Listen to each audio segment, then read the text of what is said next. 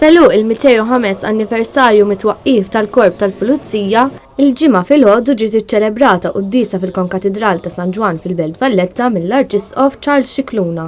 Għal din iċ-ċerimonja kien hemm preżenti fost l-oħrajn il-President ta' Malta George Vella, l-Speaker Angelo Farrugia u l-Kummissarju tal-Pulizija. Wara l-quddies fi Pjazza San George ittellet parata ċerimonjali li ma parata bdiet bis-sem tal-Banda tal-Korp tal-Pulizija kif ukoll il-Gwardja tal-Unur.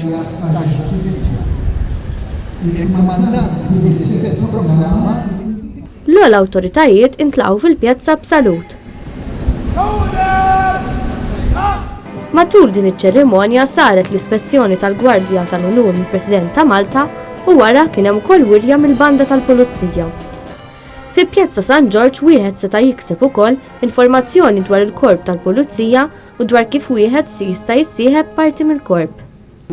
L-attivitajiet brabta mal-205 anniversarju mit-twaqqif tal-Korp tal-Pulizija ikomplu s-sibt filgħaxija fil-Pjazza ta' Buġibba permezz ta' kunċert mill-Banda tal-Pulizija kif ukoll esebizzjoni mill-Klib tal-Korp.